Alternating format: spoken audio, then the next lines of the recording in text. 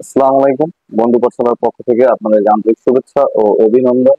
চলে আসলাম বন্ধু পাঠশালার পক্ষ থেকে নবম শ্রেণীর দ্বিতীয় অধ্যায় অনুক্রম ও ধারার প্রথম লেকচার নিয়ে। তো আমাদের প্রথম লেকচারে তোমাদের দুটি মজার খেলা দেওয়া আছে। তাদের ভিতরে একটি হলো যে, মনে করো তোমাকে এক মাসের জন্য প্রতিদিন কিছু করে যদি হাত খরচ দেওয়া হয়, তাহলে সে হাত খরচের প্রাপ্তির জন্য তোমাকে তিনটি বিকল্প দেওয়া হলো। এখন এই তিনটি বিকল্পের ভিতর থেকে তোমাকে যে কোনো একটি বেছে নিতে হবে। তো দেখো আমাদের তিনটি বিকল্প কি দিল।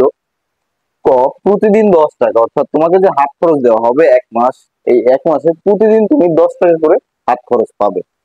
খ, মাসের প্রথম দিনে 3 টাকা, দ্বিতীয় দিনে 3 টাকা 50 পয়সা, তৃতীয় দিনে 4 টাকা, এভাবে প্রতিদিন 50 পয়সা করে বৃদ্ধি পাবে। অর্থাৎ তুমি প্রথম দিনে যদি 3 টাকা পাও, পরের দিনে 3 টাকা 50 পয়সা, তারপরের দিন 4 টাকা, তারপরের দিন 4 টাকা 50 পয়সা, এভাবে প্রতিদিন 50 পয়সা করে বাড়তে থাকবে। এভাবে যদি 3 টাকা থেকে শুরু করে 50 পয়সা করে প্রতিদিন পাও, তাহলে তুমি 50 পয়সা করে প্রায় মাসে 30তম দিনে গিয়ে তোমার দাঁড়াবে 33 টাকা, 33 টাকার মতো।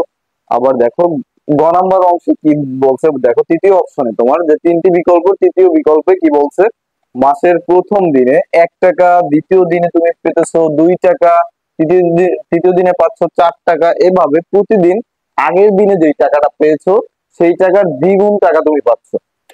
তাহলে কি বলছে তৃতীয় বিকল্পে, মাসের প্রথম দিন 1 টাকা, দ্বিতীয় দিনে 2 টাকা, অর্থাৎ প্রথম দিনে যা পেয়েছো দ্বিতীয় দিনে সেই টাকার ডবল পাচ্ছ। আবার দেখো তৃতীয় দিনে পাচ্ছ 4 টাকা, তার মানে কি তুমি দ্বিতীয় দিনে 2 টাকা পেয়েছো, তৃতীয় দিনে গিয়ে পাচ্ছ কত, সেই 2 টাকার ডবল। তাহলে চতুর্থ দিনে এভাবে কি পাবো, 4 টাকার ডবল 8 টাকা, পঞ্চম দিনে 8 টাকার ডবল 16 টাকা, এইভাবে 30তম দিনে গিয়ে দেখো তোমার বড় একটা অঙ্ক দাঁড়াবে। তাহলে তোমার এখন কাজটা কি দেখো, তোমাকে এক মাসের জন্য যে প্রতিদিনের কিছু হাত খরচ দেওয়া হয়েছে, সেখান থেকে তোমাকে তিনটা বিকল্প দেওয়া হয়েছে। তিনটা বিকল্প থেকে তুমি একটি বিকল্প বেছে নিতে পারবে। এখন তুমি, এটা স্বাভাবিক, তুমি তো অবশ্যই বেছে নিবা যে এই বিকল্পে তুমি টাকা সব থেকে বেশি পাবো, সেটাই তো বেছে নিতে চেষ্টা করবা। তো এখানে তো তোমার বুঝতে হবে যে কোনটা তুমি টাকা বেশি পাচ্ছ। কারণ প্রথমটায় 10 টাকা করে দিতেছো, তুমি মাসে 30তম দিনে গিয়ে 10 টাকাই পাচ্ছ, এর বেশি তো আর পাইতেছো না। তারপর দেখো খ নাম্বারে তোমার 3 টাকা, শুরুর দিনে 3 টাকা দিল, তারপর 50 পয়সা 50 পয়সা করে বাড়া বৃদ্ধি করতেছে, যার ফলে তুমি মাসে 30তম দিনে গিয়ে দেখো 33 টাকা প্লাস বা 33 টাকা সামথিং আর কিছু পেতে পারো। কিন্তু দেখো তোমার তৃতীয় যে বিকল্পটা, তৃতীয় বিকল্পে বলছে যে মাসের প্রথম দিনে 1 টাকা, দ্বিতীয় দিনে 2 টাকা, অর্থাৎ এইভাবে প্রতিদিন আগের দিনের টাকা ডবল পাবে। অর্থাৎ আজকে যদি তুমি 50 টাকা পাও, তো আগামীকালকে আজকের টাকার ডবল 50 টাকা, তাহলে আগামীকাল ডবলে কত টাকা হবে, হ্যাঁ 100 টাকা হবে।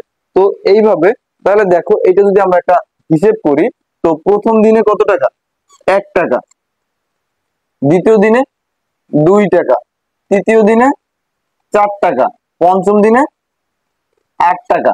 তাহলে দেখো প্রথম দিনের টাকা, প্রথম দিন তো আর আমার টাকা ডবল হয় নাই, ডবল কি হয়েছিল, তাহলে ডবল হয় নাই। প্রথম দিনের টাকা যদি ডবল হয় নাই, তাহলে 2 এর পাওয়ার 0। তো আমরা জানি কোনো কিছু পাওয়ার যদি 0 হয় তাহলে তার মান অন। তাহলে কি এখানে পাওয়ার 0 মানে কি 1 টাকাই আছে। দ্বিতীয় দিনে কি হয়েছে, পূর্বের টাকা ডবল হয়েছে, তার মানে কি এখানে ডবল দ্বিগুণ হয়েছিল, তাহলে একবার ডবল হয়েছে, টু দি পাওয়ার অন, তার মানে কি 2 একে 2, 2 একবার গুণ, 2 ইন্টু অন 2, ঠিক আছে। তারপর দেখো তৃতীয় দিনে 4 টাকা হয়েছিল, মানে কি আগের টাকা ডবল হয়েছে, 2 টাকা ছিল, 2 টাকার পরে এখন কি ডবল হয়েছে, তাহলে এখানে ডবল কয়বার হইলো, 2 বার হইলো, তাহলে 2 টু দি পাওয়ার 2। তাহলে দেখো 2 এর পাওয়ার যদি 2 হয়, তাহলে 2 গুণ 2 সমান সমান কত, 4, ঠিক আছে। তৃতীয় দিনে তোমার টাকা হবে 4 টাকা, তাহলে চতুর্থ দিনে কত হবে, চতুর্থ দিনে টাকা হবে 2 টু দি পাওয়ার 3, অর্থাৎ 2 কিউব। তাহলে এখানে টাকা হয় কত, দেখো 2 কে যদি আমরা 3 বার গুণ করি কত হয়, 8। ওকে, তাহলে এইভাবে যদি আমরা পরপর 30তম দিনে যাই, অর্থাৎ প্রথম দিনে আমার টাকা ছিল 1 টাকা, দ্বিতীয় দিনে টাকা 2 টাকা, তৃতীয় দিনে 4 টাকা, চতুর্থ দিনে 8 টাকা, এইভাবে যদি আমরা 29তম দিনে যাই, তাহলে দেখো 30তম দিনে যদি আমরা যাই, তাহলে 30তম দিনে এখানে 2 এর পাওয়ার কত হবে, 29, কারণ এখানে শূন্য একবার গেছে এই জন্য 29 হবে। 29, তাহলে 2 এর পাওয়ার যদি আমরা 29 করি, তাহলে এটাকে হিসেব করলে কত টাকা দাঁড়ায়? এটা যদি আমরা হিসেব করি, তো এটা আমাদের হিসেব করলে অনেক বড় একটা অঙ্ক দাঁড়াবে। এই বড় অঙ্কটা দেখো, 53,68,00,000। তাহলে কত হবে? 53,68,00,000 70,919।